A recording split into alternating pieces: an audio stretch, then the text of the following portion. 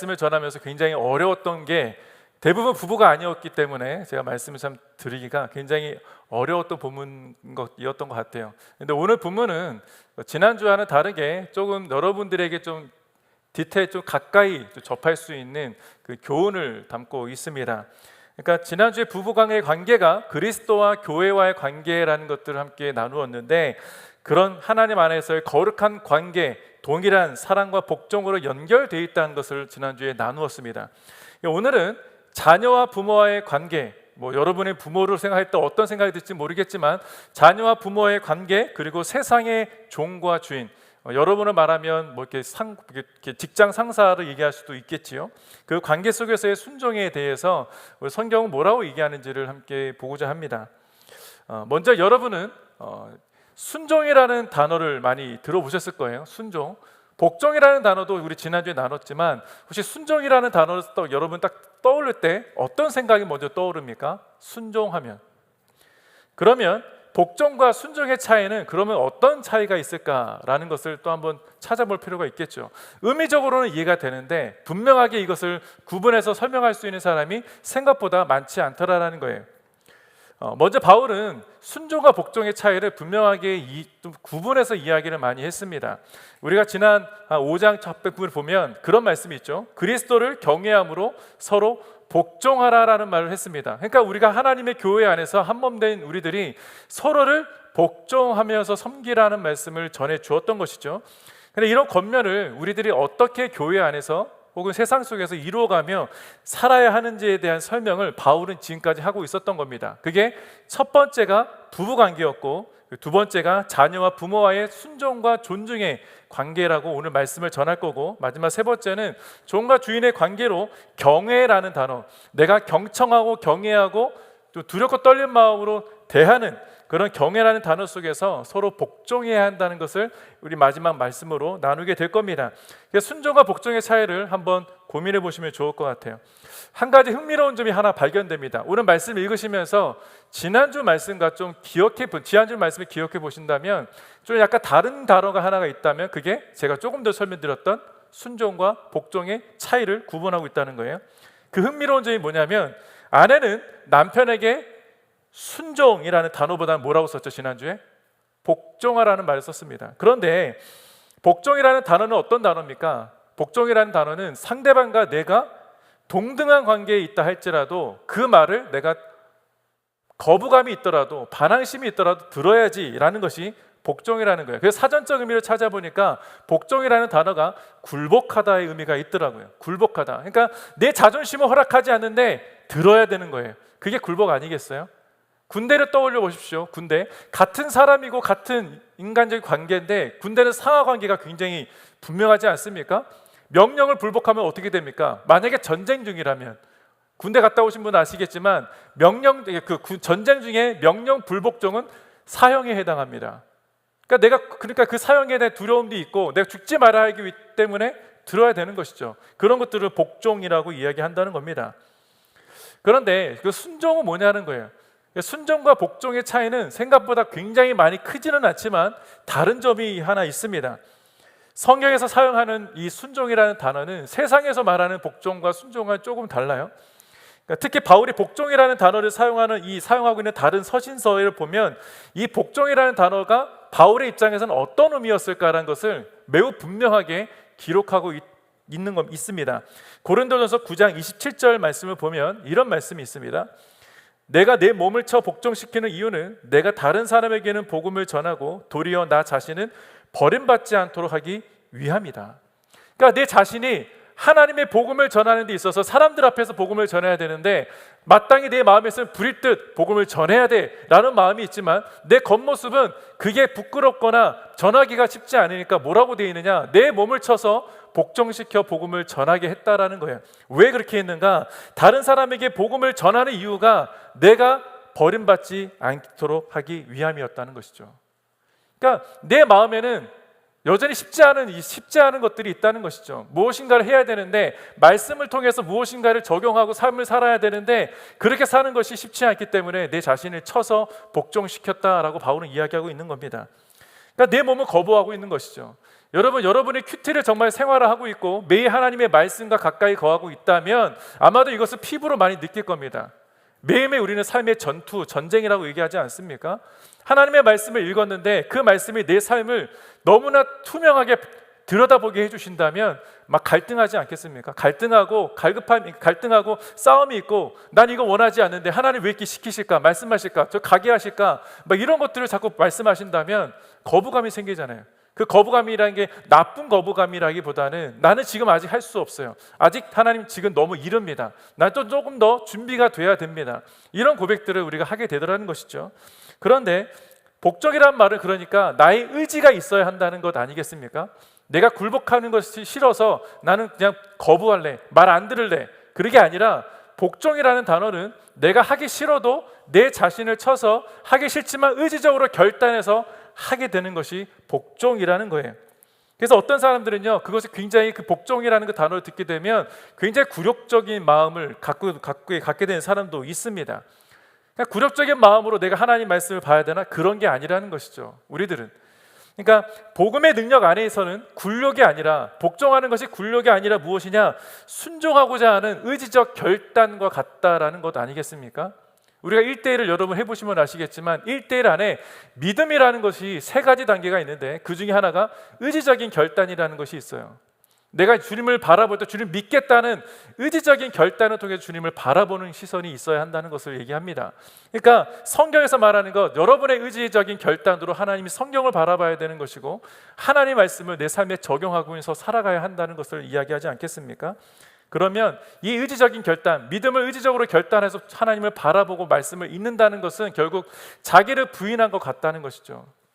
근데 여러분, 성경에서 순종과 복종을 동시에 이루신 분이 한 분 계시죠. 그분이 예수님이십니다. 지금 아직 순종에 대한 사전적인 의미나 순종에 대해서 나누지 않았지만 제가 먼저 예수님을 소개시켜드리면 빌립보서에 보면 주님이 자기를 비워 종의 형체를 입어서 자기를 쳐 복종시킴으로 십자가에 지심으로 순종하셨다는 말씀이 나옵니다. 빌립보서 읽어보면. 그러니까 예수님은 순종과 복종을 이루신 분이에요. 그러니까 그 의미를 매우 정확하게 이해하고 하나님 말씀에 이 땅에서 그 일을 실행하셨다는 것이죠. 그러면 이게 왜 자기 부인이냐? 순종이라는 단어를 우리가 이해할 때 이것을 조금 구분할 수 있을 것 같습니다. 순종의 사전적 의미는 무엇일까요? 주의 깊게 귀를 기울이다, 경청하다의 의미가 있습니다. 그러니까 자발적인 감동으로 주님의 뜻, 그분의 뜻, 누군가의 말을 자발적인 헌신과 자발적인 감동으로 따른다는 것이 순종이라는 겁니다. 그러니까 여러분, 내가 순종해야 할 대상이 있다면 그가 하는 어떤 말이라 할지라도, 그가 나에게 어떤 부탁을 하더라도 내가 기꺼이 해줄게 라는 마음이 생긴다면 그 순종이라고 얘기할 수 있는 것이죠. 그런 사람 있지 않습니까? 그냥 한마디 한마디가 그냥 해주고 싶고 그냥 들어주고 싶고 뭐라도 별이라도 따다 주고 싶은 그런 사람이 있잖아요. 그게 순종이라는 것이죠. 그러니까 내가 순종해야 할 대상, 그 대상이 분명히 있다면 아무 어떤 말을 내가 듣더라도 저항 없이 듣게 되고 저항 없이 실행하게 되는 사람이 있다라는 겁니다. 그러니까 오늘 바울은요, 그래서 그 순종의 대상이 첫 번째 자녀다라고 이야기합니다. 자, 1절부터 3절 우리 읽었지만 다시 한번 보겠습니다. 1절부터 3절입니다. 자녀들이여, 주 안에서 부모에게 순종하십시오. 이것이 옳은 일입니다. 내 아버지와 어머니를 공경하라. 이것은 약속 있는 첫 계명으로 그러면 네가 잘되고 땅에서 장수하리라 라고 약속돼 있습니다. 자, 하나님은 부모에 대한 분명한 메시지를 늘 갖고 계셨습니다. 여기서만 말씀하신 것이 아니라 구약의 처음부터 마지막 계시록까지 부모에 대한 메시지가 굉장히 많이 다양하게 기록되어져 있습니다. 특히 십계명에 보면 십계명의 제5계명, 5번째 계명은 부모를 공경하라입니다. 여러분, 십계명 잘 아시겠지만 1계명부터 4계명까지는 하나님과 관련된 계명입니다. 나머지 5계명부터 10계명까지는 인간과의 관계 속에서 지켜야 될 계명이에요. 근데 인간과의 관계 속에서 가장 맨 첫 번째 지켜야 될 계명이 5계명, 부모를 공경하라는 겁니다. 그러니까 하나님께서 직접 돌판에 새기신 10계명의 5계명이 첫 번째가 부모라는 거예요. 일단 우리를 만드신 창조주이시니까 하나님이 우리의 부모가 되십니다. 우리 아버지가 되시죠. 우리를 만드신 분이기 때문에 하나님 말씀하시는 것이 무엇이라면 당연히 우리는 순종하고 복종해야 할 것입니다. 당연하지만 실상은 어떻습니까? 실상은 뚜껑 열어보면 여러분 말씀에 순종하고 정말 기쁜 마음으로 그 마음의 말씀에 복종과 순종을 하고 있냐라는 거예요. 부모에게 순종하는 것, 여러분 한번 여러분의 부모님 앞에 온전한 순종을 지금 하고 계십니까? 부모님의 한마디 한마디 하는 것이 여러분 마음은 어떻게 합니까? 어떨 때는 마음이 되게 불편하고 마치 하고 싶지 않은 거부감이 들 때는 없습니까? 왠지 모르게 부모에 대한 반항, 부모님이 하신 말씀이 옳음에도 불구하고 왠지 모르게 내가 다 알아서 할게요, 내가 다 알아요, 왠지 그런 말을 먼저 내뱉게 되지 않습니까? 왜 그럴까?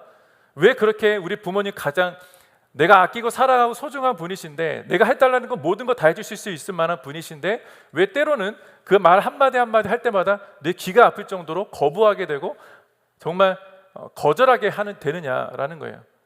아마도 우리 부모님이 나를 가장 이해하시는 분이기 때문에, 나랑 가장 가까이 계시는 분이기 때문에 그렇게 하지 않을까라고 저는 생각해 보았습니다. 성경은요, 부모를 공경하는 자에게 주시는 축복이 어떠한지를 분명히 기록하고 있다는 사실을 아십니까? 매우 놀라운 축복을 약속하셨어요. 부모를 공경하면 이 땅에서 잘되고 장수할 것이라는 약속을 우리 우리 에베소서 말씀을 통해서 보았지만, 이 말씀은 출애굽기와 신명기의 말씀을 인용한 말씀입니다. 네, 오늘 신명기 말씀만 볼게요. 신명기 5장 16절 말씀을 보겠습니다. 너희 하나님 여호와께서 너희에게 명령한 대로 너희 부모를 공경하라. 그러면 너희가 오래 살 것이고 너희 하나님 여호와께서 너희에게 준 그 땅에서 잘 될 것이다. 자, 당연한 이야기겠지만 부모를 사랑하면 당연히 부모를 잘 섬기는 사람일 것입니다. 내가 부모를 사랑한 만큼 부모를 섬기겠지요. 부모님이 아프시지 않고 평안하시기를 바라는 것이 여러분 마음 아니십니까? 여러분 부모님 건강하시기 바라잖아요. 우리 부모님 잘 되길 바라고 편안하시길 바라죠. 자녀들의 마음과는 상관없이 부모의 마음을 편하게 하는 방법은 무엇일까? 우리가 부모님의 말씀을 잘 듣고 부모님의 어떤 불편함이 생기지 않도록 잘 사는 것이 아마도 부모님이 가장 편안하게 되는 방법일 거예요. 그러니까 여러분들의 부모의 마음을 알아서 모든 것을 알아서 척척한다면 부모의 마음은 어떨까? 부모의 마음은 매우 시원할 겁니다. 내 아들은, 내 딸은 너무 알아서 잘해, 내 자녀들은 아무 문제가 없어, 그렇게 얘기할 수 있을 정도의 삶을 내가 살고 있다면 어떤 삶이 되느냐? 아마도 부모는 너무나 마음이 편안할 뿐만 아니라 무엇을 더 해줄 수 있을지를 더 고민하게 될 거라는 것이죠. 왜냐하면 제 딸이 지금 그러고 있기 때문입니다. 잘하고 있는지는 모르겠는데 그냥 있는 것 자체로 그냥 이쁘니까, 일단은 아직 대학을 안 가서 이제 대학 입시생이라 매일 저랑 싸우고 있어요. 전쟁의 싸움이 있지만 제 말을 잘 안 들어줘서 좀 약간 속상하긴 한데 어떻게 하겠습니까? 그 스트레스를 내가 그 입시생 스트레스를 잘 해결할 수 있도록 도와야 하겠죠. 뭐 어찌됐든 부모를 공경한다는 것은 진실한 마음으로 사랑을 표현하는 것이기 때문에 여러분이 하나님을 사랑하고 공경하는 것 어디서 나타나느냐? 부모를 보면 알 수 있다는 거예요. 여러분이 부모를 대하는 걸 보면 저 사람은 진짜 하나님을 사랑하는 사람이구나, 하나님을 공경하는 사람이구나 라는 것을 알 수 있다는 겁니다. 그런데 생각해 보면 우린 교회에 지금 함께 있지 않습니까? 하나님께서 우리를 자녀로 삼아 주셨기 때문에 부모가 된 입장에서 우리들을 하나님이 바라보신다는 것을 한번 생각해 보십시오. 생각해 본다면 우리는 하나님의 마음에 합한 사람으로서 우리 아버지 되시는 성부 하나님의 마음을 시원케 해드리는 인생을 살고 있느냐라는 것입니다. 하나님이 원하시는 것은 무엇일까? 우리가 하나님의 마음을 시원케 해드릴 만한 그런 인생, 그런 삶을 살기를 누구보다도 하나님은 원하시지 않겠느냐라는 것이죠. 여러분 아직 자식을 길러보지 않으시고, 물론 몇 분 부부도 있고 자녀를 길러고 계신 분 계시겠지만, 자녀를 길러보면 부모의 마음을 그제서야 깨닫게 된다고 합니다. 특히 여성들은 아이를 낳으면 그때 처리된다는 얘기도 하죠. 하나님의 마음을 아는 것은 부모의 마음을 안다는 것이고, 부모를 공경한다는 것은 그래서 하나님을 공경한다는 것입니다. 자녀는 부모의 거울입니다. 여러분을 보면 부모님이 보이는 것이죠. 가정에서 엄마와 아빠를 통해 보고 들은 것을 가지고 세상을 살아간다는 의미 아니겠습니까? 그러니까 여러분 이 땅에 살아가는 모든 삶의 표준이, 여러분의 기준이 가정에서 부모로부터 시작되었다는 겁니다. 누굴 보고 배웠겠냐는 거예요. 저는 사실 저희 아버지는 고아원 원장이셨어요. 저는 누나가 몇백 명입니다. 어렸을 때부터 저희 아버지 그 고아원에서 살았기 때문에 그 고아원에 가면 항상 제 볼을 그렇게 꼬집는 누나들이 있었어요. 그 누나들이 수백 명이니까 제가 나만 하겠습니까? 나만 하지 않았어요. 근데 그 부모, 우리 고아들의 그 자녀들이 누굴 보고 배웠느냐? 저희 아버지를 보고 배웠더라고요. 하는 행동들, 말투 이런 것들이. 그러니까 저희 아버지는 고아들의 아버지셨죠. 그래서 그걸 보면서 나는 어떤 아버지가 돼야 될까? 당연히 우리 아버지 같은 사람이 돼야지라는 생각을 해야 되는데 나는 아버지처럼 되지 않을 거야 라는 것이 제 입에서 먼저 나왔다는 거예요. 그 희한하죠. 참 희한한 것 같습니다. 그런데 결국은 저도 돌아보니까 저는 저희 아버지를 많이 닮아 있더라는 겁니다. 그런 것처럼 여러분, 내가 싫어도 좋든 싫든 내 주변에 가장 가까이 있는 사람을 닮을 수밖에 없어요. 그게 부모님이라면 부모님을 더 닮게 되겠죠. 저는 고아들, 그 누나들, 그 같이 함께 있던 제 동생들, 그들은 저희 아버지를 보고 자랐기 때문에 당연히 저희 아버지가 거울이 되었습니다. 뭐 그런 것처럼 가정에서 가장 가까이 있는 사람이 거울이고, 우리는 가정에 부모님이 계시면 그 부모가 여러분의 거울이라는 것입니다. 가정에서 엄마 아빠를 보고 들은 것들을 우리는 늘 잊지 않고 살아가는 사람들이고, 그게 내 머릿속에 알게 모르게 자리 잡고 있기 때문에 여러분의 생활 모든 식습관에 따라 그 가정의 중심이 되어 살고 있더라는 것이죠. 자녀들의 인격, 여러분의 인격과 성품은 언제 형성되었겠습니까? 태어났을 때 부모를 보면서 그 형성되지 않겠습니까? 우리는 기본적으로 하나님의 손으로 창조된 사람들입니다. 그렇다면 여러분 안에는 하나님의 성품이 있다는 것 아니겠어요? 하나님이 여러분과 함께 하시고 일평생 같이 동행하신다면 하나님의 성품, 하나님의 닮은 모습이 여러분 가운데 있다는 것입니다. 그렇기 때문에 우리가 하나님과 함께 동행하며 살아갈 때 비로소 하나님의 형상이 여러분 가운데 회복되어서 이 땅에 살아갈 때 많은 사람들이 하나님을 여러분을 통해서 경험하게 되지 않겠느냐, 그 말인 것이죠. 그리고 평생 하나님과 동행하며 살아가는 사람은 어떤 사람이겠습니까? 당연히 하나님의 마음이 어떤 마음이실지를 아는 사람 아니겠습니까? 부모의 마음을 여러분 잘 아세요? 100% 모른다 할지라도 부모님이 어떤 것을 원하시는지를 조금은 알 거예요. 제 딸도 가끔 아빠가 원하는 게 뭔지는 내가 알겠는데 지금 당장 하기는 어려워라는 그 말을 가끔 합니다. 좀 그때마다 마음이 아프지만 언젠간 하겠지. 그게 자기가 저한테 얘기를 해줘요. 그게 우리의 말이라는 거예요. 우리도 마찬가지로 하나님 앞에 기도하며 나아가고 말씀을 읽을 때마다 해야 되는 걸 알아요. 하나님 마음이 뭔지는 알지만 지금은 아니라고 얘기할 때가 너무 많이 있지 않냐는 겁니다. 여러분, 눈빛만 보아도 알 수 있는 사람이 있어요. 어떤 것을 원하는지 느낌적으로 알 수 있다는 것 아니겠습니까?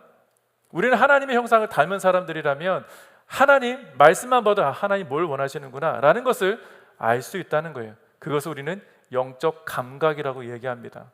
여러분, 영적 감각이 여러분한테 있어요. 내가 예수를 믿는 사람이라면 우리 안에 성령이 계시기 때문에 성령이라는 영적 감각으로 하나님이 뭘 원하시는지, 어떤 삶을 살라고 하시는지를 감각적으로 알 수 있다는 겁니다. 이러한 영적 감각이 뛰어난 사람이 종종 있습니다. 그런데 그것은 은사가 아니라 평소에 하나님의 말씀을 읽고 묵상하고 그대로 따르려고 했던 사람들, 하나님의 말씀을 가까이 하는 사람들이 그런 사람들 아니겠습니까? 주님께 온전한 순종의 삶을 살아가는 성도의 증거는 말씀과 가까이 하는 것입니다. 그래서 성경에는요, 하나님의 말씀에 가까이 하는 사람이 복이 있다라고 분명히 이야기하고 있는 것이죠.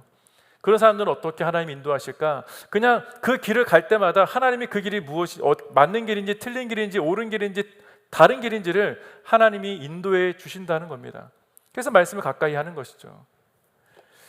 하나님의 마음에 흡족해하고 하나님이 마음이 시원케 해드리는 사람은 아마 그런 영적 감각이 매우 탁월한 사람이라고 말할 수 있을지도 모르겠습니다. 하나님이 여러분을 통해서 기뻐하시고 정말 행복해하시고 이 땅에서 잘 되기를 원하는 그 마음들이 지금 분명히 있으신데 내가 그것을 누리지 못할 만큼의 영적 감각이 떨어져 있다면 하나님이 가장 슬퍼하시겠죠. 그래서 우리에게 순종의 놀라운 기쁨과 축복을 하나님이 주기를 원하신다는 것을 좀 알기를 원합니다. 자, 4절을 볼게요. 지금까지 자녀들의 이야기를 했다면 이제 부모의 이야기를 해보겠습니다. 아버지들이여, 여러분의 자녀들을 노엽게 하지 말고 주의 교훈과 훈계로 양육하십시오. 자, 이 성경에는 아버지라고만 되어 있지만 사실 실상은 어머니도 해당됩니다. 그러니까 어머니는 해당되지 않겠지라고 안심하시면 안 돼요. 부모로도 번역될 수 있는 헬라어로 썼기 때문입니다. 그러니까 우리들의 자녀도, 만약에 여러분들이 자녀들이 있다면 그 자녀들의 마음을 한마디로 화나게 하지 말라는 겁니다. 그런데 자녀를 키워보신 분들 여기 혹시 계십니까? 거의 없죠. 그렇기 때문에 아직은 화나게 할 만한 어떤 누구가 없겠지만, 혹시 여러분들이 자녀들이기 때문에 부모가 나의 마음을 좀 화나게 하고 불편하게 하고 그런 적이 아마 종종 있을 겁니다. 저도 가끔 저희 어머님이, 지금은 아니지만 과거에 조금 더 혈기가 왕성했을 때 전화가 오면 항상 한마디가 괜히 잔소리 같아서 어머니 제가 알아서 할게요, 이렇게 막 저도 거친 말을 할 때가 있습니다. 그럼 어머니도 갑자기 언성이 확 올라가죠. 그럼 왜 제 마음을 화나게 하시냐? 그래서 제가 이 말씀을 했어요. 어머니, 여기 말씀이 있잖아요. 자녀의 마음을 노엽게 하지 말라고. 저 정말 실수했더라고요. 제가 이 말씀의 의미를 정확히 몰라가지고. 어쨌든 자녀를 키우시는 분들이 여기 거의 없기 때문에 아마 이게 마음에 착 다가올지는 모르겠어요. 그러나 자녀들이 부모의 마음에 쏙 들게 행동하기보다 그렇지 않을 때가 더 많이 있다는 것을 참 많이 알게 됩니다. 그러니까 자녀만 보면, 저는 사실 자녀만 보면 아까도 말씀드렸지만 좀 깝깝할 때가 있어요. 뭐 사랑스러운 딸이고 사랑스러운 아들이지만 갑갑하고 어떨 때는 저도 모르게 한숨이 나올 때가 있습니다. 그런데 아마도 제가 그 아이들에 대한 기대가 있기 때문이겠죠. 또 다른 기대가 있기 때문일지도 모르겠지만 경험이 있는 부모가 보기에는 자녀가 가는 길, 여러분의 앞서간 사람이 누구냐? 부모 아니겠습니까? 어떤 드라마에서는 부모는 누구냐라고 정의를 내릴 때 그렇게 얘기하더라고요. 분명한 정의는 아니겠지만 좀 맞는 말인 것 같아서 부모는 앞서 가본 사람이라고 이야기하더라고요. 앞서 가본 사람. 그냥 부모님은 앞서 가본 사람이죠. 인생의 선배는 앞서 가본 사람이기 때문에 경험적인 이야기를 말을 해주지 않겠습니까? 그게 교훈이고 그게 훈계일지도 모르겠습니다. 그러니까 앞서 가본 부모가 자녀가 가는 길이 정말 앞이 안 보이고 캄캄한데 저기를 왜 가야 될까? 그런 생각이 들 때 한마디를 하는 겁니다. 그게 교훈이고 훈계일 수도 있겠고 어떤 분에게는 그게 잔소리고 정말 말도 안 되는 얘기일 수도 있겠지요. 그런 갑갑한 마음이 생기더라는 것이죠.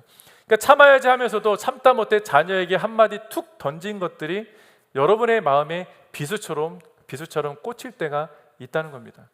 그러니까 부모님은 참아요. 끝까지 하지 말아야 될 말들이 있기 때문에.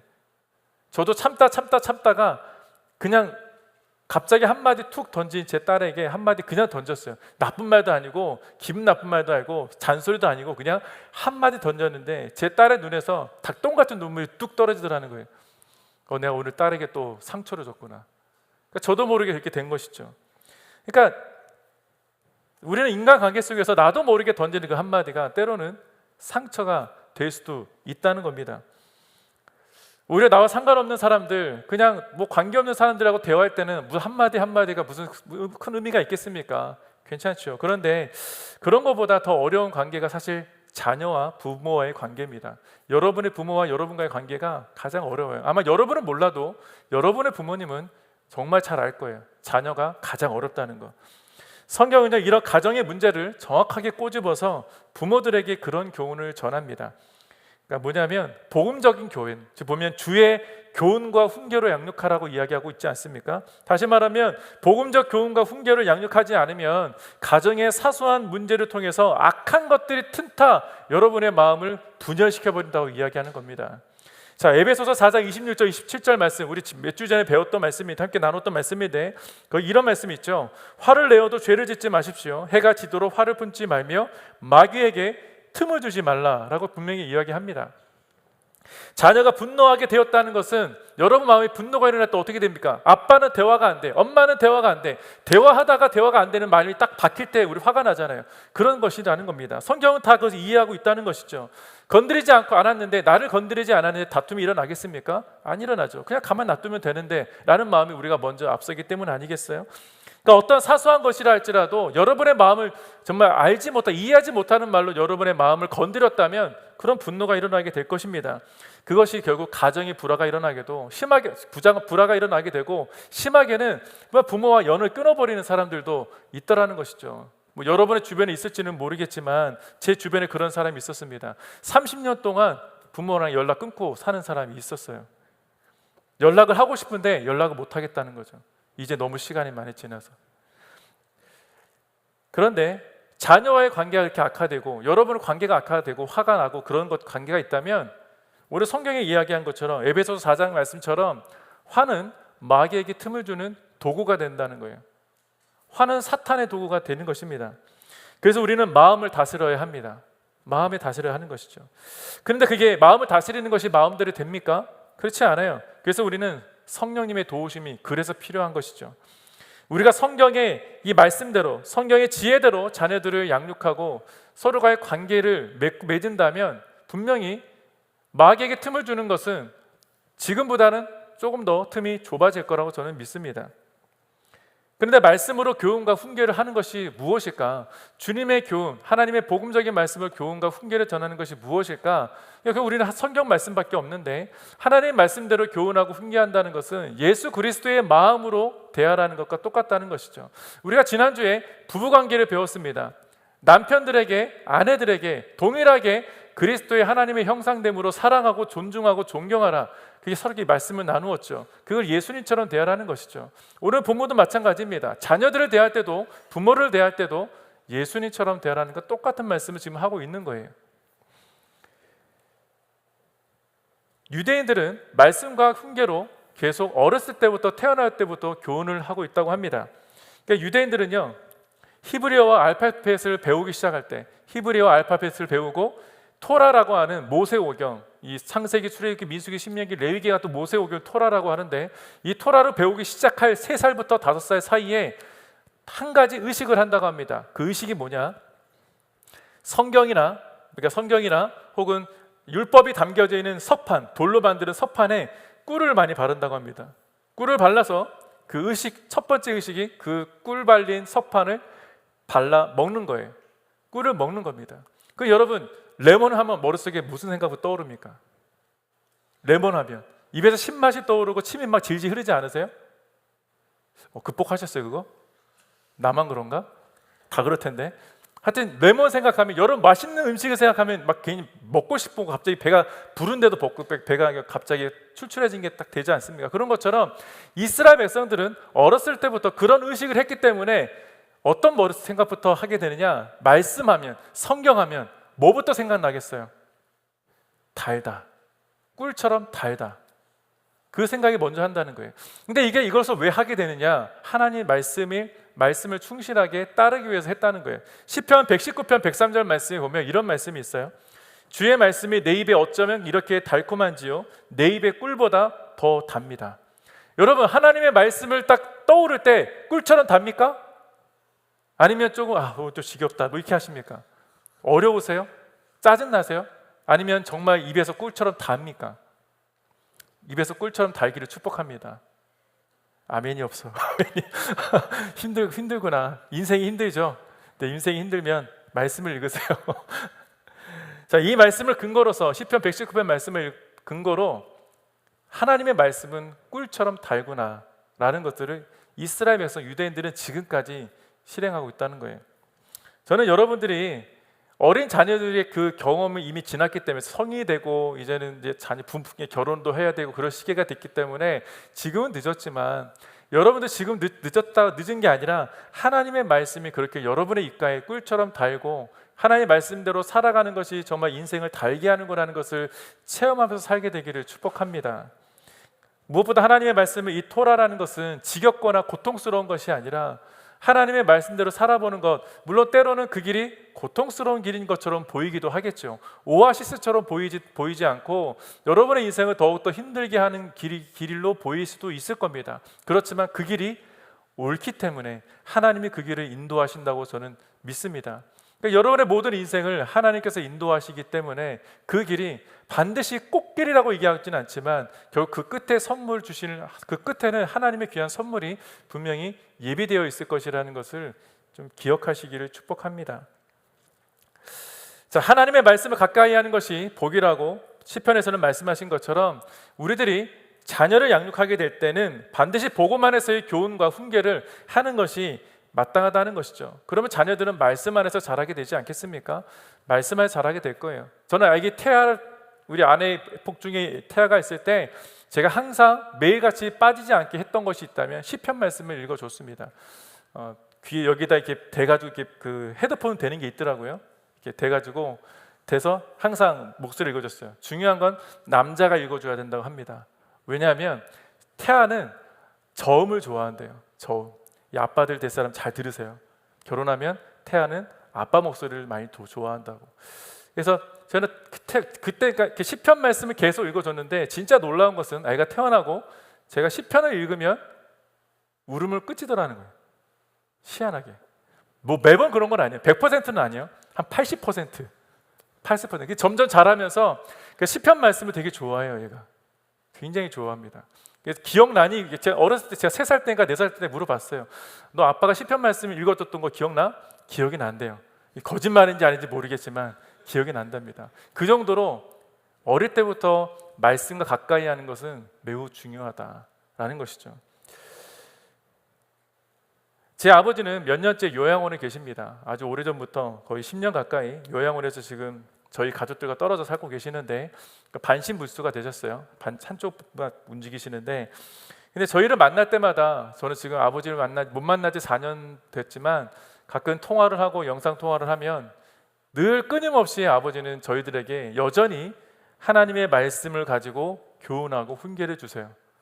저는 훈계라는 게 반드시 뭐 따지고 이렇게 손가락질하는 게 아니에요. 말씀을 듣고 내가 찔리면 그게 훈계인 겁니다. 하나님의 말씀을 저에게 늘 전해주세요. 늘 전해주셔서 마지막 하시는 말씀이 뭐냐면, 저는 4형제거든요. 형제만 4명입니다. 우리가 모일 때마다 늘 잊지 않았던 마지막 말씀, 첫째도 하나님, 둘째도 하나님, 셋째도 하나님을 사랑하라. 저는 그 말씀이 지금 떠나질 않아요. 어렸을 때부터 저희 가훈은 학교에서 보면 초등학교, 중학교 때 너희 집에 가훈이 뭔지를 적어오라고 하면 다른 사람들은 일사즉생인가 이런 거, 이렇게 멋있는 이런 것들 가져오는데 저는 하나님을 사랑하고 이웃을 사랑하고 이런 것만 딱 성경 구절에 있는 것들을 가져왔습니다. 그게 처음에 되게 싫었어요. 좀 부끄럽고 괜히 교회 다니는 걸 드러내는 것 같고. 그런데 그게 나중에 저에게 굉장히 중요한 가훈이고 교훈이 되더라는 것을 알게 됐습니다. 그러니까 아버지가 이렇게 일평생 저희들에게 말씀 사랑하고 하나님을 사랑하는 것, 이웃을 사랑하는 것이 가장 중요한 계명이라는 걸 늘 말씀해 주셨기 때문에 저희 형제들은 모일 때마다 어떻게 하냐면, 우리는 모일 때마다 예배가 먼저예요. 먼저 교제하고 밥 먹는 게 중요한 게 아니라 모일 때마다 먼저 예배 드리는 것을 가장 우선시합니다.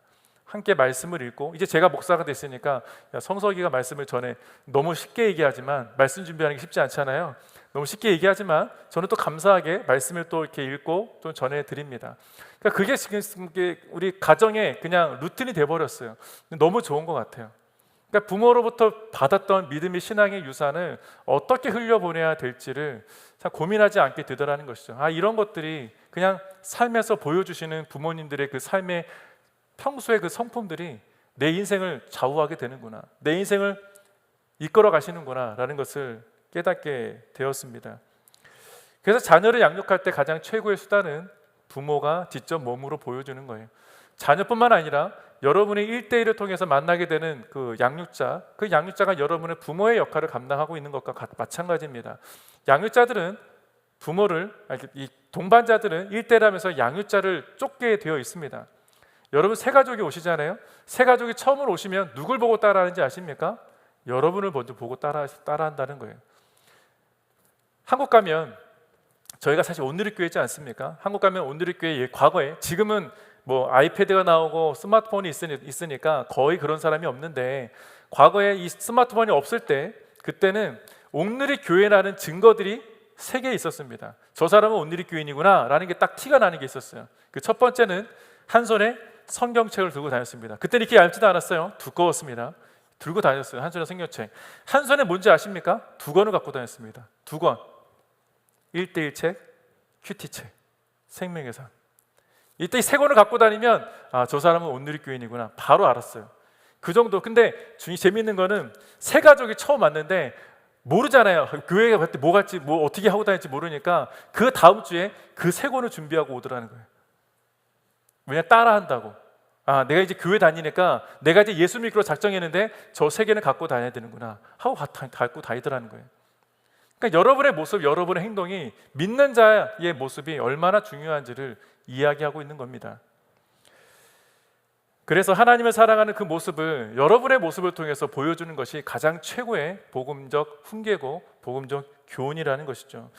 자, 이제 가정을 넘어서 마지막 사회적인 사회의 종속 관계에 대해서 함께 나눠보겠습니다. 5절부터 8절까지 말씀을 함께 읽어볼게요. 종들이여 육신의 주인에게 순종하기를 두려움과 떨림과 성실한 마음으로 주께 하듯 하십시오. 사람을 즐겁게 하는 사람들처럼 눈가림만 하지 말고 그리스도의 종들처럼 마음으로 하나님의 뜻을 행하고 성실히 섬기되 주를 섬기듯 하고 사람에게 하듯 하지 마십시오. 아멘. 자, 사실은 5절부터 8절이 아니라 5절부터 9절까지 전체 이야기이긴 한데 사회에서의 관계를 이야기합니다. 뭐 요즘 말로 하면 이제 오너와 직원 아니겠습니까? 인플로이와 인플로이어인데 그들에게 전하는 메시지입니다. 자녀가 부모에게 순종하듯이 이 종들도 자신의 육신의 상전, 내 상사에게 순종하라고 권면하고 있다는 거예요. 그런데 어디까지 순종해야 하는가라는 질문을 던져보라 본다면 바울은 주님께 하듯이 하라. 계속 지금 부모에게도 부부간 관계도 하나님 예수님이 대하듯이 하라는 말씀을 계속 동일하게 전해주고 있습니다. 그러니까 죽게 하듯 하라는 말은 어떤 의미가 있습니까? 우리 예수님 하면 떠오르는 게 나의 생명을 구원하신 주님, 나를 살리신 예수님처럼 섬기라는 거예요. 근데 여러분 생각해 보십시오. 여러분의 직장, 여러분이 사장님이라면 뭐 모르겠지만 여러분이 직장에 다니신다면 뭐 학교로 따지면 교수님이시라면 좋은 사람도 있고 질 안 좋은 상관도 있지 않겠습니까? 나를 매일 따라다니면서 괴롭히는 사람이 있다는 얘기예요. 그런 사람이 있을 거라는 것이죠. 교회 안에 또 우리 목회자들 사이에서 있을까요, 없을까요? 있어요. 목회자들 사이에서도. 여기는 없지만 한국에서는 있었습니다. 근데 제가 뭐 지금 누구라고 말씀드리진 않지만 사회생활을 해보신 분들, 여기 사회생활 때 대부분 하고 계실 텐데 하시면 아시겠지만 정말 좋은 상관을 만나면 나는 정말 인생이 조금 편안한 것 같아요.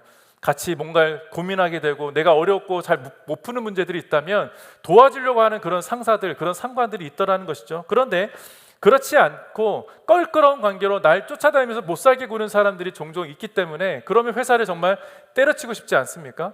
하고 싶지 않고 그냥 뛰쳐나가고 싶을 때도 있다는 것이죠. 그만큼 사회관계 속에서의 사회에서 만나는 관계는 나를 스트레스를 너무 받게 하는 그런 곳이 사회라는 겁니다. 그런데 바울은 그럼에도 불구하고 육신의 주인 너의 상전에게 예수님 대하듯이 순종하라고 말하는 것이 때로는 참 거부감이 들 수밖에 없는 말씀이라는 거예요. 납득하기는 어렵지만 이렇게 왜 말씀하셨을까? 이렇게 말씀하신 이유는 보이는 상전도 두렵고 떨린 가운데 있다면 보이지 않는 상전에게도 잘할 수 있느냐라는 질문인 거예요. 보이지 않는 상전에게 잘한다면 보이는 상전 앞에 당연히 잘하는 건 마찬가지지만 그 둘 앞에 잘해야, 그러니까 있든지 없든지 잘해야 한다는 얘기 아니겠습니까? 그러니까 여러분을 어떻게 예를 들자면 여러분을 자를 수 있는 그런 권위가 있는 사람이 여러분 앞에 있다면 당연히 나는 열심히 일을 하겠지요. 열심히 하겠죠. 보이는 관계 있으니까. 그런데 그 사람이 내 앞에 자리에서 없을 때 그때도 여러분 열심히 합니까? 열심히 한다면 참 잘하고 있다는 것이죠. 그런데 제가 회사 다닐 때 그런 일이 있었어요. 제가 회사 다닐 때 정말 저를 잘해주는 상관과 정말 저를 굉장히 괴롭히는 상관 두 사람이 항상 내 양옆에 앉아 있었습니다. 그러니까 내 옆에 있는 분은 저를 굉장히 잘해주니까 이 사람이 사라질 때까지 이분이 기다렸다가 사라지면 저를 와가지고 계속 꾸사리 해주는 거예요. 왜 이렇게 일을 못하냐, 왜 이렇게 못하냐, 뭐 내가 너 나중에 그 인사 그 고가 할 때 잘라버릴 거야, 뭐 이렇게 뭐 피해를 줄 거야, 뭐 이렇게 월급도 자를 거야, 뭐 이렇게 얘기까지 저를 굉장히 힘들게 했던 분이 한 분 계셨어요. 근데 제가 고민해 왜 그렇게 저를 힘들게 했었을까 돌아보니까 제가 못마땅했던 것들이 한 가지 있더라는 거예요. 그게 뭐였냐면, 그러니까 저는 예수를 믿는 사람이잖아요. 그냥 술자리 가고 이런 자리 갔을 때 저는 예수를 믿기 때문에 안 먹습니다. 예수를 믿기 때문에 저는 그런 자리 가지 않습니다. 저는 그냥 빨리 집에 가겠습니다. 그 말들이 너무 싫었다는 거예요. 자기도 교회 다니시는 분인데, 자기도 교회 다니는데 왜 너만 그렇게 특출나게 그렇게 행동하냐는 겁니다. 그러면서 그날부터 저를 향한 미움이 시작이 됐어요. 굉장히 못살게 굴었고, 너만 뭔가 특별한 것처럼 착각하지 말라. 그리고 저를 굉장히 다그쳤다는 것이죠. 그 중에 제일 많이 저에게 했던 얘기가 뭐냐면, 너 잘 살아? 너 부자야? 재벌 아들이야? 뭐 이렇게 얘기하면서, 뭐 이렇게 하면 너 어디까지 가냐? 네 승진 절대 못하고 사회생활 절대 못할 거야. 네가 다른 데 회사 옮겨도 내가 너 쫓아가면서 이메일 보내서, 아니 뭐 메일 보내서 뭐 힘들게 할 거야. 그렇게까지 저를 괴롭혔던 분이라는 것이죠. 그런데 제가 사실은 교회 다닌 사람이기 전에 저는 제 인생의 모티브가 성실이었어요. 성실이라는 단어를 쓴 이유 중에 뭐였냐면, 저는 오늘 주신 이 말씀 때문에, 이 말씀을 저는 항상 말씀 안에서 주신 이 은혜가 있었기 때문에, 내가 그리스도인으로서 이 땅을 살아갈 때 정말 티끌 하나 보이면 안 되겠다, 흠없는 인생을 살아야겠다는 마음이 굉장히 많이 들었었습니다. 그래서 저를 괴롭히는 사람이 있다 할지라도 축복해 줘야겠다, 나를 괴롭히기 힘들게 사람이 있다 할지라도 그가 시키는 모든 것들을 해야겠다는 마음이 항상 있었습니다. 저는 그래서 회사에서 굉장히 힘들고 어렵게 하는 그 사람 때문에라도 정말 열심히 최선을 다했던 것 같아요. 정말 그 사람에게 사랑받기 위해서 했던 것 같습니다. 뭐 마지막까지 저를 이렇게 사랑해 주지는 않았지만, 그분에게 마지막에 제가 떠나서 나서 들었던 이야기가 뭐였냐면, 떠나고 나서 저에게 줬던 이야기는, 고만한 친구는 없었던 것 같아 라고 저에게 나중에 다른 분을 통해서 얘기해 주셨던 것을 제가 듣게 되었습니다. 왜냐하면 제가 떠나고 나서 제 빈자리에 누가 들어왔을 거 아니에요. 들어왔더니 그 사람은 눈 가리고 아웅하는 사람이라고, 그냥 사람이 있을 땐 열심히 하고 사람 없을 때는 그냥 대충 일하는 사람이더라 라는 거예요. 여러분, 사람이 경외라는 단어를 우리가 종종 쓰는데, 이 경외라는 것은 두렵고 떨린 가운데 그 사람을 바라보는 건 아니겠습니까? 경외라는 단어, 하나님 안에서 우리가 사람들을 경외한다는 것은 하나님께만 쓰는 단어긴 하지만, 내가 평소에 하나님을 경외하는 사람으로서 이 땅을 살아가고 있다면 세상 사람들 앞에서도 그 하나님을 경외하는 그 태도가 세상 속에서도 나타나게 되는 겁니다. 그게 뭐냐면, 사람들이 있건 없건 나는 내가 맡은 역할을 최선을 다한다는 거예요. 근데 그런 말씀이 성경에도 기록되어져 있습니다. 바울은 너희가 하는 모든 것들이 사람에게 하는 것이 아니라 하나님 앞에서 하는 거라고 분명히 말씀하고 계시기 때문이에요. 주를 섬기듯 성실히 하라는 권면이고, 그리고 그 상전을 바라보고 하는 게 아니라 그 상전을 세우신 분이 하나님이시기 때문에 그 하나님을 두렵고 떨리고 경외하는 마음으로 이 세상을 살라고 말씀하고 있는 것입니다. 시편 139편 2절부터 3절 말씀을 보면, 네가 사람이 보든 안 보든 그 자리에 계시는 분이 계시다고, 그 자리에 계신 분이 하나님이시라고 분명히 경고하고 말씀하고 있습니다. 시편 139편 2절 3절입니다. 주께서는 내가 길을 다니는 것과 내가 눕는 것을 아시니 내가 하는 모든 일을 샅샅이 알고 계십니다. 오 여호와여, 내가 말을 혀에 담기도 전에 주께서는 그것마저 다 아십니다. 아멘. 여러분이 다니는 모든 길, 여러분이 눕든지 일어서든지 여러분 말하기도 전에 이미 하나님은 모든 것을 알고 계시다고 이야기합니다. 그러면 이것을 알고 있는 것과 모르고 있는 것의 차이는 뭘까요? 하나님의 다스리심과 하나님의 통치를 내가 인정하고 있느냐, 그렇지 않느냐라는 겁니다. 다시 말하면 진짜 주인이 누구냐, 여러분의 인생의 주인이 누구냐, 하나님이신 것을 인정하냐는 것을 말씀하고 있는 겁니다. 그러니까 직장에서 만나게 되는 상전, 상사들이 있을 텐데, 그 상사들이 어떤 사람이라 할지라도 하나님이 세우신 그 주권을 인정하며 살라는 것이죠. 정치권도 마찬가지입니다. 이 나라의 정치인도 어떤 내가 정말 싫어하는 사람이 세워졌다 할지라도 그 사람을 세우신 분이 하나님이시라며 하나님의 주권을 인정해야 되지 않겠습니까? 물론 마음이 불편하고 어려움이 있죠.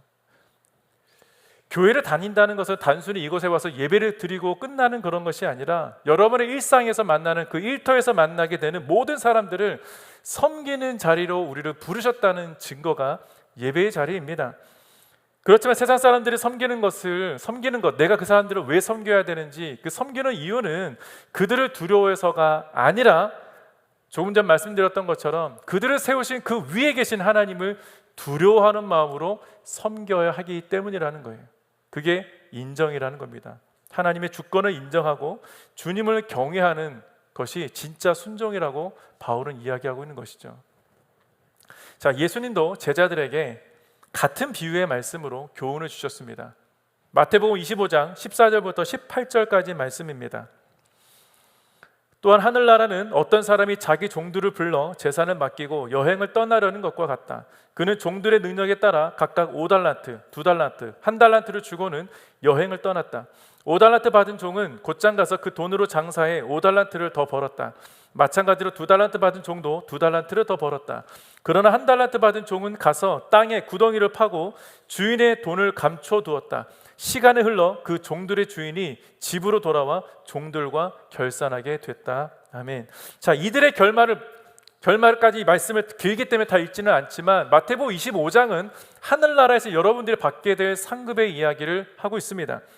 자, 5달란트, 2달란트, 1달란트 이 비유는 아마 많이 들으셨을 거예요.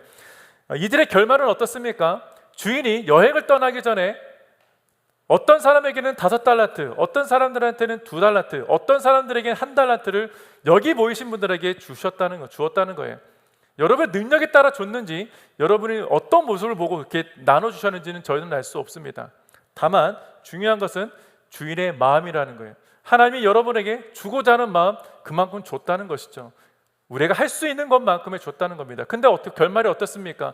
주인이 떠났다가 돌아왔을 때 5달란트 갖고 있던 사람들은 정말 열심히 일해서 또 5달란트를 남겼고, 2달란트 남은 사람은 또 2달란트를 더 일해서 남겼다고 성경은 기록합니다. 그런데 마지막 1달란트는 어떻습니까? 그 사람은 주인이 올 때까지 땅에 감춰두고 그냥 아무것도 안 했다는 거예요. 이들의 결론, 주인이 돌아왔을 때 5달란트 남긴 사람과 2달란트 남긴 사람에게는 주인이 보지 않은데도 열심히 최선을 다하고 충성을 다하지 않았습니까? 그에게는 주인의 잔치에 참여하는 기쁨, 너무나 더 많은 은혜의 선물들을 허락해 주셨다는 거예요. 근데 1달란트 받은 사람에게는 그 있는 것마저 뺏어서 주인의 잔치에 초대받지 못하고 그 집에서 쫓겨났다는 겁니다. 이 비유는 말씀드렸던 대로 마지막 때에 저와 여러분이 하늘나라에서 받게 될 상급을 이야기합니다. 똑같은 재정을 주지는 않았어요. 불만이 있을 수 있죠. 왜 저 사람은 5달란트고 나는 2달란트고, 왜 나는 1달란트고, 너무나 이거 가지고 뭘 해? 할 수 있겠죠. 사실 1달란트의 규모도 이때 당시 어마어마한 돈이긴 하지만 3명 모두 아마 주인 앞에서는 매우 성실하게 일했을 거라고 저는 생각해요. 왜냐하면 성실하지 않았으면 1달란트라도 주겠습니까? 안 줬을 거예요. 주인이 돈 주지 않았겠죠. 근데 주인이 보는 앞에서는 3명 다 모두 충실하게 성실하게 일했을 거라는 겁니다. 그러니까 5달란트, 3달란트, 2달란트, 1달란트 줬겠죠. 그런데 뚜껑을 열어보니까 주인이 없을 때 이들이 얼마나 일을 했는지, 얼마나 열심히 했는지 뚜껑을 열어보니까 5달란트, 2달란트 받은 사람들은 그만큼 받을 만큼의 일을 계속 했더라는 것이죠.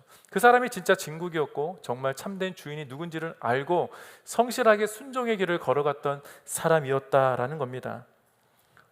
자, 5달란트, 2달란트, 1달란트 그게 내 것입니까? 주인이 맡겨놓은 겁니다. 여러분에게 맡겨놓은 것들이 있어요.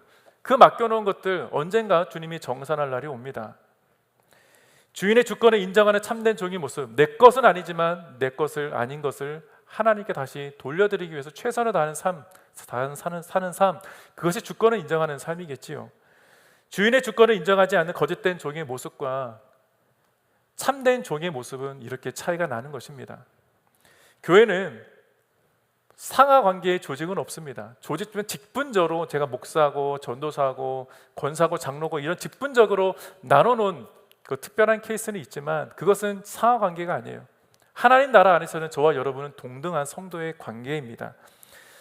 다만 동등한 위치에서 직분으로 서로 섬기는 것이죠.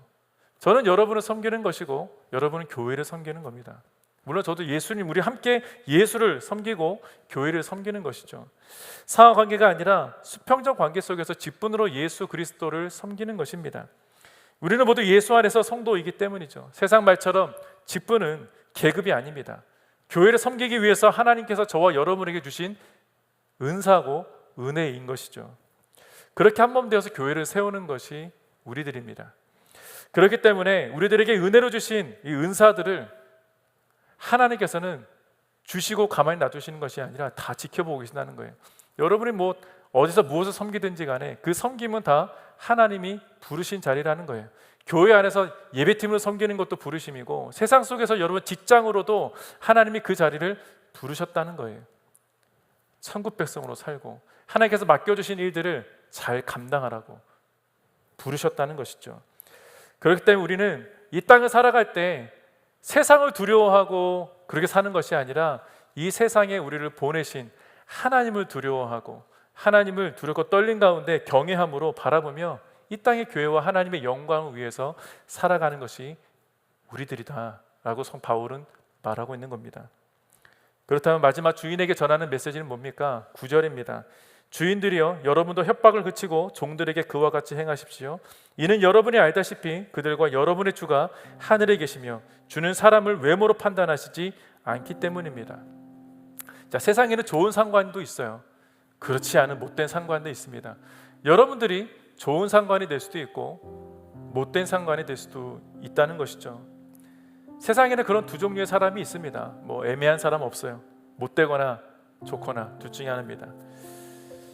온누리 교회 안에서도 뭐 그런 사람들이 종종 있습니다. 내가 볼 때는 참 못됐다. 내가 볼 때 참 선하고 참 착하다. 근데 사회생활할 때는 여러분 지금 사회생활할 때 여러 가지 많은 사람들을 많은 종류의 사람들을 만나지 않습니까? 가끔은 저도 아까 사회생활할 때 협박을 당하고 그렇게 했다 그랬잖아요. 근데 저는 나중에 그분의 그 입장이 돼 보니까 저도 나중에 승진을 하고 그 자리에 올라가 보니까 부하 직원을 바라볼 때 만족이 없더라고요. 내가 그분이 왜 그랬는지 나를 왜 이렇게 힘들게 했는지 떠올랐어요. 그러니까 내가 나를 힘들게 한 만큼 제가 열심히 하더라는 것을 알게 됐습니다. 그러니까 무조건 그건 맞다는 아니고 저 같은 경우 그랬어요. 저를 힘들게 했던 사람이 있었는데 그 힘들게 한 사람이 정말 그때 당시에는 이해가 안 됐지만 제가 그 자리에 올라와 있으니까 왜 저를 그렇게 했는지 그게 저를 향한 훈련이었다는 걸 알게 됐어요. 그분이 알든지 모르든지 저에게는 훈련이었다는 겁니다. 돌아보니까 그분 때문에 제가 굉장히 편안해졌다는 걸 알게 됩니다. 제가 온누리 교회에서 사역을 하면서 수많은 제 후배의 목회자들을 많이 만났어요. 저는 온누리 교회 처음 들어왔을 때 참 온누리 교회가 참 좋지 않더라고요. 왜냐하면 처음 들어왔을 때 뭘 시켜야 되는데 아무것도 안 시켜요. 뭐 해야 되는지 알려주지도 않습니다. 그래서 어떻게 해야 되지? 한 달 동안 전 방황했어요. 어디를 가야 될지 자리도 없지 어디를 가야 될지 몰라가지고 막 돌아다니다가 제가 그냥 예배를 다 들어갔어요. 모든 예배 다 들어가고 그냥 간사님들 막 만나러 다니고 막 여기저기 쑤시고 다녔습니다. 그러다가 사람들하고 친해지게 되면서 그때 제 전도사 때 전사님이 하실 일이 요거예요. 그때부터 누군가 막 알려주기 시작하는 겁니다. 막 그런 생고생을 하니까 그때서야부터 알려주기 시작했고 그 다음부터 제가 제 자리를 찾아가기 시작했어요. 너무 힘들었어요. 그러면서 하시는 말씀 한 번도 안 가르쳐 주신 목사님이 야 이거 왜 이렇게 똑바로 못하냐고 왜 이거 실수하냐고 가르쳐 줘야죠. 안 가르쳐 줬는데 내가 뭘 하냐고 내가 어디 있어야 될지 어떻게 하는지 알려주지도 않으신 분이 내가 그냥 알아서 하니까 왜 이렇게 해놨냐 뭐라 하시는 거예요. 근데 그게 제가 나중에 목사가 되고 어느 위치에 올라가서 제 후배 목사를 보는데 그 마음을 알겠더라는 거죠. 저는 그냥 다 가르쳐줬어요. 제가 고생한 게 있으니까 사랑한다고 다 가르쳐줬어요. 어떤 일이 벌어지는지 아십니까? 저를 무시하기 시작하더라고. 내가 다 아는데 목사님 제가 다 알아요. 괜찮아요. 다 배웠어요. 그 얘기 딱 듣는 순간에 내가 다시는 가르쳐주나 봐라 그 마음이 생기더라고요. 모르겠습니다. 저에게는 저를 굉장히 힘들게 하는 사람이 너무나 많이 있었고 그럴 때마다 하나님 저 사람 죽여주시든지 데려가시든지 저를 딴 데로 보내주시든지 저를 주님 천국으로 데려가시든지 해주십시오. 그 기도할 때마다 하나님 저에게 그 한마디 하셨어요. 그래 내가 저 사람 치워줄게 저 사람 데려갈게 그런데 내가 너를 위해서 누구를 그 자리에 놓을까 그 말씀을 해주시는데 제가 참 많이 울었던 것 같습니다. 이유가 다 있다는 것이죠. 내가 지금 힘들게 되는 것 나를 힘들게 하는 사람 어떠한 분명한 이유가 있다는 겁니다. 아무 이유 없이 그런 일이 벌어지진 않는다는 것이죠. 그런데 오늘 이 말씀 마지막 9절에 보면 여러분의 주가 하늘에 계시며 주는 사람을 외모로 판단하시지 않는다. 사실 우리가 바라보는 사람들 한 사람 한 사람 우리가 판단하지 않습니까? 저 사람은 좋은 사람, 저 사람 좀 그런 사람, 나와 함께 할 사람, 그렇지 않은 사람 내 눈으로 판단하고 내가 저 사람의 외모를 보고 외모는 세상 말로는 권력, 재정, 배경 그 모든 걸 다 포함합니다. 얼굴만 얘기하는 게 아니라 나와 맞는지 안 맞는지 그것도 아마도 외모라고 얘기할 수 있겠지요. 주님은 저와 여러분을 만약에 그런 세상의 기준을 가지고 우리를 선택하셨다면 여러분 선택받을 자격이 있겠습니까? 저는 일단 자격이 없어요. 세상적인 기준을 봤을 때 가진 것도 없고 배경도 좋지 않아요. 아까 말씀드렸잖아요. 저희 부모님이 고아원이셨다고. 고아원이 그렇게 크지 않습니다. 뭐 항상 저는 부모님한테 항상 열애적인 고아들이 더 우선이었지 저는 항상 그냥 열애였거든요. 사랑받지 많이 받지도 못했어요. 그러니까 그런 기준을 보면 저는 배경도 좋지 않습니다. 당연히 하나님이 그 기준을 본다면 저를 선택할 수 없으시겠죠. 근데 하나님은 우리의 그런 외모를 보고 선택하지 않지 않습니까? 우리의 믿음을 보시고 선택하시죠. 우리의 마음의 중심을 보고 우리를 선택하시는 분이 하나님이십니다.